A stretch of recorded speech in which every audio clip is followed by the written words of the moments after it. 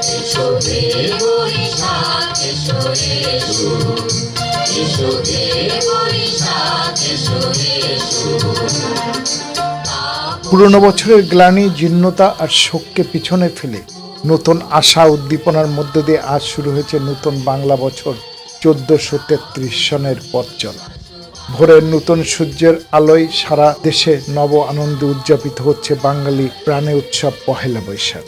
আধুনিক ও ডিজিটাল বাংলাদেশে হালখাতার সেই পুরনো জৌলস কিছুটা কমলেও বাঙালির আত্মপরিচয় আর সম্প্রীতির সেই উৎসব যুক্ত হয়েছে বর্ণিল সব নতুন মাত্রা। ঋতুচক্রের আবর্তনে আসা এই দিনটি জাতি, ধর্ম, বর্ণ নির্বিশেষে সবাইকে এক মিলন মেলায় সামিল করেছে, যা বাঙালির অসাম্প্রদায়িক চেতনার এক অনন্য বহিঃপ্রকাশ। সকলকে শুভ নববর্ষ।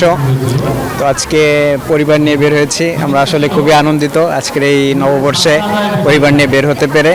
তো আজকে আমাদের পরিকল্পনা, আমরা সারাদিনই ঘুরবো। আজকে নববর্ষ আমরা পরিবার নিয়েই উদযাপন করব, সেই আশাবাদ আমাদের আজকে রয়েছে।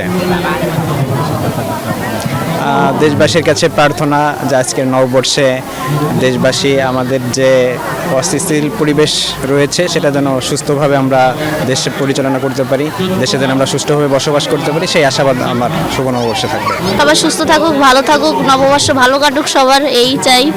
নাচ করব, গান করব, রেস্টুরেন্ট আছে এখান থেকে খাবার খাবো।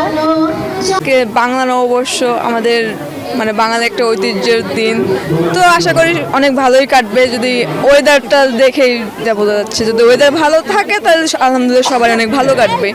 আর দেশবাসীর কাছে একটাই চাও, আজকের দিনটা কেউ যেন মন খারাপ না করে, সবাই মানে শত্রুতা ভুলে যেন একে অপরের সাথে মিলেমিশে থাকে, এই আর কি। শুভ নববর্ষ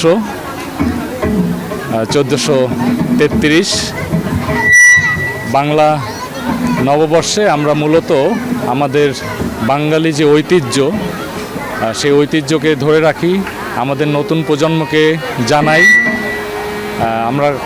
আমরা সেই বাংলা সন অনেক সময় মনে রাখি না, সেই সনটা মনে রাখি এবং অসাম্প্রদায়িক একটা যাত্রা যেন আমরা সকলে মিলেমিশে সকল ধর্মের মানুষ একত্রিত হয়ে এই দেশটাকে সুশিক্ষিত একটা সমাজ যেন গড়ে তুলতে পারি, দেশ যেন গড়ে তুলতে পারি, শিক্ষিত একটা জাতি যেন গড়ে তুলতে পারি, এই বার্তাই থাকবে আমাদের পক্ষ থেকে।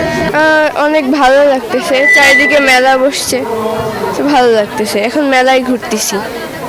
পয়লা বৈশাখ উপলক্ষে সারা দেশের ন্যায় খুলনায় আনন্দঘন পরিবেশে বাংলা নববর্ষ 1433 উদযাপিত হয়েছে।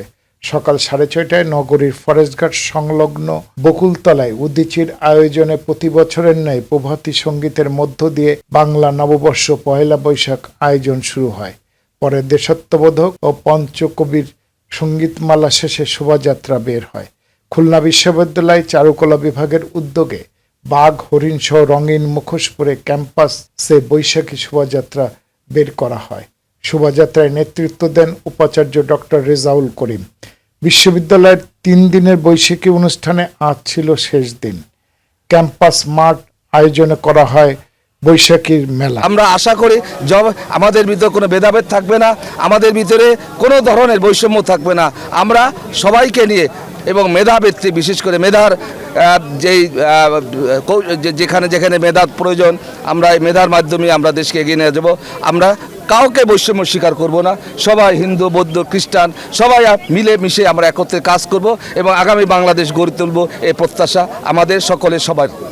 এদিকে খুলনা জেলা প্রশাসনের উদ্যোগে সকাল 8টায় রেলওয়ে স্টেশন প্রাঙ্গণ থেকে বাংলা নববর্ষ উপলক্ষে বৈশাখী শোভাযাত্রা বের হয়ে নগরে বিভিন্ন সড়ক প্রদক্ষিণ করে শহীদ হাদিস পার্কে গিয়ে শেষ হয়। শোভাযাত্রায় সরকারি বেসরকারি দপ্তরের কর্মকর্তা, বিভিন্ন সামাজিক সাংস্কৃতিক সংগঠন, শিক্ষক, শিক্ষার্থী সহ বিভিন্ন শ্রেণী পেশার মানুষ অংশ নেয়।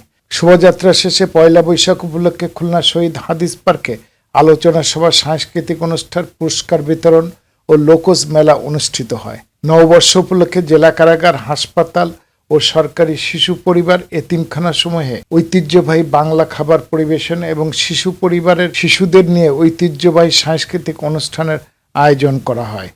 খুলনা প্রেস ক্লাবে খুলনা সাংবাদিক ইউনিয়ন আয়োজন করে সাংস্কৃতিক অনুষ্ঠান ও ঐতিহ্যবাহী বাংলা খাবারের।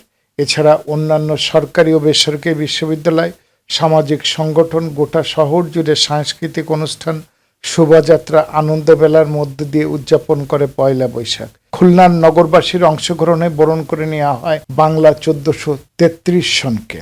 S M Habib, ATN Bangla, Khulna.